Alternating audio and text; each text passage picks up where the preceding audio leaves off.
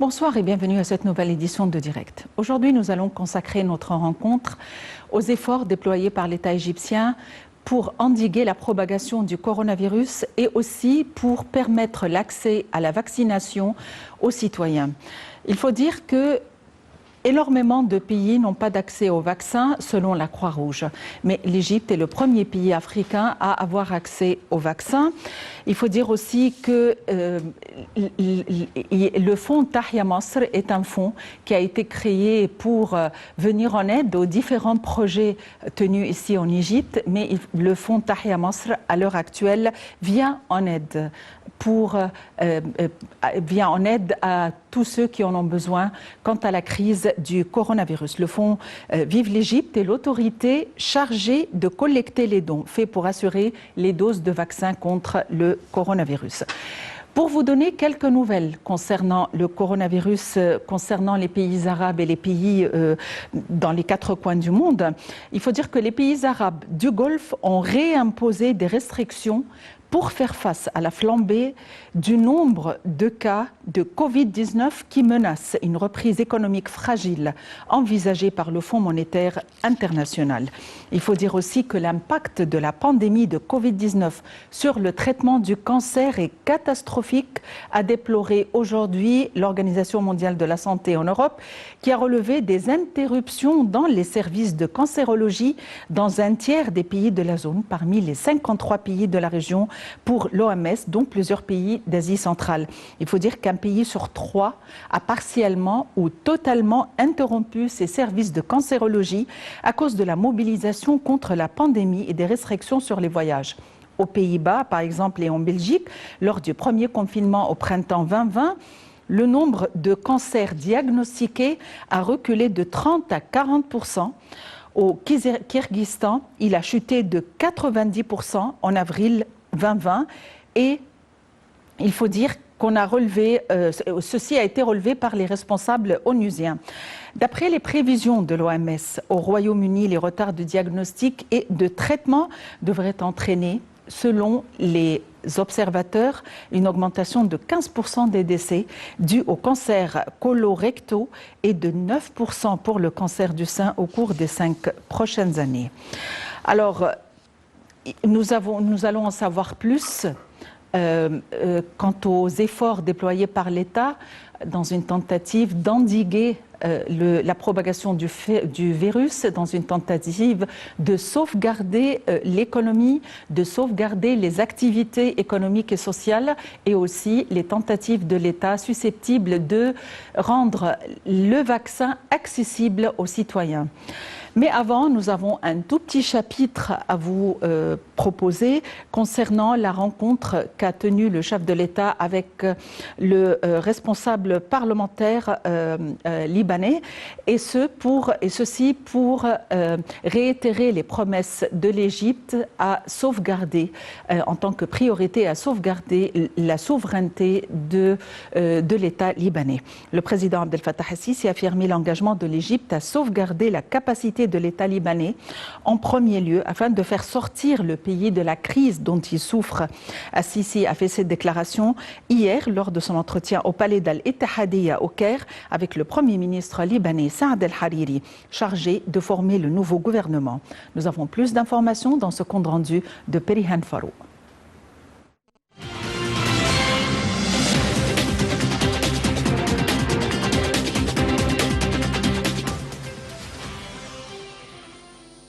Le président Abdel Fattah el-Sisi a reçu hier au palais d'Al-Ittihadiyya le premier ministre libanais Saad Hariri, chargé de former le nouveau gouvernement. La rencontre s'est déroulée en présence du ministre égyptien des Affaires étrangères Sameh Choukri et du chef des services de renseignement égyptien Abbas Kamel. Les entretiens ont porté sur les moyens de faire sortir le Liban des difficultés qu'il traverse actuellement, et ce en appelant tous les leaders libanais à faire prévaloir l'intérêt suprême de la nation. Le président El-Sisi a affirmé l'engagement de l'Égypte à sauvegarder la capacité de l'État libanais en premier lieu afin de faire sortir le pays de la crise dont il souffre en réglant les divergences et en accélérant les efforts de formation d'un gouvernement indépendant capable de relever les défis actuels et de protéger les richesses du peuple libanais et l'unité du tissu national.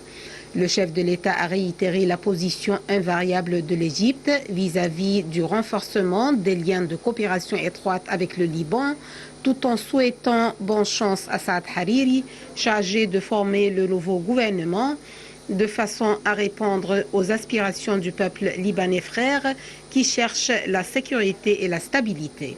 Le président a également mis l'accent sur la disposition de l'Égypte à présenter toute forme d'appui et d'aide au Liban pour dépasser ces crises, surtout à la lumière des impacts néfastes de la double explosion au port de Beyrouth et de la pandémie du coronavirus. M. Hariri a pour sa part apprécié les relations historiques et étroites liant l'Égypte et le Liban et qui sont basées sur la solidarité et la fraternité. Il a aussi apprécié les efforts égyptiens sincères appuyant le Liban dans tous les domaines afin d'assurer la stabilité dans la région arabe dans sa globalité. Il a en outre loué l'expérience égyptienne qui a accordé la priorité au succès économique et au développement, affirmant qu'elle représentait un modèle à suivre par les pays de la région. Les deux parties ont également passé en revue l'ensemble des événements sur la scène politique libanaise, en plus des dernières évolutions sur le plan régional et les moyens de renforcer davantage la coopération bilatérale.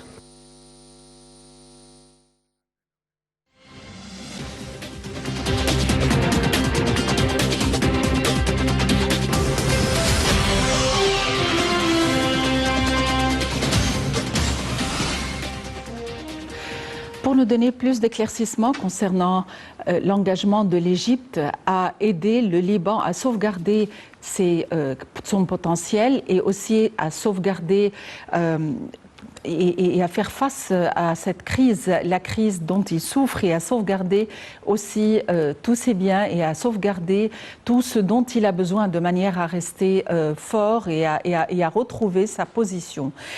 Pour nous donner plus d'éclaircissements, nous avons le plaisir d'avoir en ligne Dr Essam Abdel-Fattah, professeur d'analyse de discours politique. Dr Essam Abdel-Fattah, bonsoir et bienvenue avec nous. Oui, bonsoir. Dr Essam Abdel-Fattah, le chef de l'État a réitéré l'engagement de l'Égypte à aider le Liban à sauvegarder son potentiel, ses capacités et à retrouver son élan, si on peut le dire, suite à la crise dont il souffre. D'abord, on aimerait jeter la lumière sur la crise ou les crises qui menacent le Liban à l'heure actuelle. Ah bon, c'est une crise chronique qui ne remonte pas d'hier. Qui ne date pas d'hier. On sait très bien qu'actuellement, la société libanaise est une société confessionnelle. Et puis après, c'est que, sans oublier, bien entendu, l'explosion du port de Beyrouth, qui a eu des conséquences catastrophiques sur tout le Liban. Il faut dire que sur le plan politique, nous avons beaucoup de confessions. Et puis après, chacune de ces confessions veut colorer justement l'équipe ministérielle du gouvernement. Et pour sauver le Liban, il faut quand même mettre fin à cette crise confessionnelle, qui est une maladie, c'est comme le cancer depuis très longtemps. Par exemple, on a actuellement le Premier ministre, c'est Hariri, lui-même, c'était le ministre des missionnaires. Il voulait justement, quand il a approuvé l'initiative de Macron, il était un des premiers à approuver l'initiative, et l'Égypte, bien entendu, est très favorable à cette initiative. On se rappelle les entretiens entre le président Abdel Fattah el-Sisi et le président français Emmanuel Macron. Et puis, depuis cette initiative, le Hariri, qui est d'accord, bien sûr, mais le problème, c'est que le Hariri a devant lui des factions politiques, des courants politiques qui ne sont pas d'accord du tout avec l'initiative, ou bien qu'ils font semblant vraiment d'être d'accord. Or, ils veulent conférer une coloration politique confessionnelle à l'équipe ministérielle qui serait formée par Al-Hariri. Ça, c'est le problème majeur. Et puis après, c'est qu'il y a d'autres craintes vis-à-vis de Hezbollah, c'est-à-dire il y a la présence iranienne qui se cristallise, qui se concrétise par le Hezbollah au Liban, aussi constitue une sorte de menace pour le futur politique ou l'avenir politique du Liban. voyez, il y a beaucoup de crises en fait qui frappent et que ces crises ont pour origine en fait la confession, c'est-à-dire c'est une société confessionnelle. Et puis, d'un autre côté, on sait très bien que l'Égypte n'a jamais tardé à présenter les initiatives pour aider la société libanaise, un des premiers pays qui a fourni des aides au Liban après l'explosion au Beyrouth. C'est les relations étroites entre les deux pays, en fait, ont fait l'objet des entretiens entre El Hariri et le président. Docteur Essam Abdel Fattah, l'Égypte s'est engagée à soutenir le Liban. Oui. Et selon les déclarations du chef de l'État, c'est un objectif important que de sauvegarder la souveraineté du Liban et son entité. D'après vous, quels sont les efforts déployés par l'Égypte susceptibles d'aider le Liban à sortir de sa crise ? C'est-à-dire que c'est à travers, bien sûr, la coopération politique et aussi l'échange de points de vue entre les deux pays. Et la multiplication, le plus important maintenant, c'est de profiter de cette initiative française de Macron, parce que c'est, à mon avis, c'est la seule voie pour sauver le Liban. Et si l'Égypte est favorable, parce que les entretiens sont permanents entre le président égyptien et le président français, et nous avons quand même, c'est Hariri lui-même, il veut sauver la société libanaise après les manifestations et les troubles dans la rue libanaise. El Hariri, c'est une des figures emblématiques, à mon avis, de la politique libanaise, qui veut justement former une équipe ministérielle neutre, indépendante. Mais le problème, c'est que l'Égypte doit exercer une pression diplomatique sur toutes les factions politiques, tous les courants politiques, afin de préserver les intérêts, les capacités du Liban pour le futur, pour l'avenir politique. Or, le problème, c'est que aussi la présence iranienne, représentée par le Hezbollah, ça constitue vraiment, ça pose un problème majeur. Et l'Égypte, vu son rôle et aussi sa position politique dans le monde arabe, elle pourrait toujours multiplier justement les tentatives politiques, les mécanismes, mettre en place un mécanisme politique qui ne tarde pas à fournir des aides importantes, par exemple à la société libanaise, à intervenir pour, par exemple, rapprocher les points de vue entre les courants politiques, apaiser la tension lorsque la tension monte en provenance de tel ou tel courant politique. Vous voyez, il y a beaucoup j'imagine, il y a beaucoup de voies politiques qui permettraient à l'Égypte d'intervenir pour servir de médiateur entre les courants politiques. Et le plus important maintenant, c'est de sauver la société libanaise de ces crises confessionnelles et aussi des circonstances critiques qui sont les conséquences, en fait, de ces crises. Docteur Essam Abdel Fattah, le maintien de Saad El-Hariri en tant que Premier ministre, en dépit de toutes les crises par lesquelles passe le Liban, que représente cela? C'est-à-dire, quel équilibre symbolise-t-il? Quel équilibre représente-t-il? Et lui, c'est un des premiers vraiment qui se soit rendu compte de l'importance de faire guérir en fait la société libanaise de ce confessionnalisme.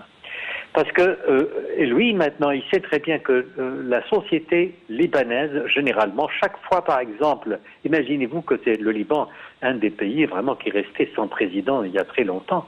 Mais le problème, nous avons, par exemple, beaucoup de figures politiques qui sont nommées à la tête du gouvernement et chacune d'entre elles joue un rôle très important pour servir sa confession.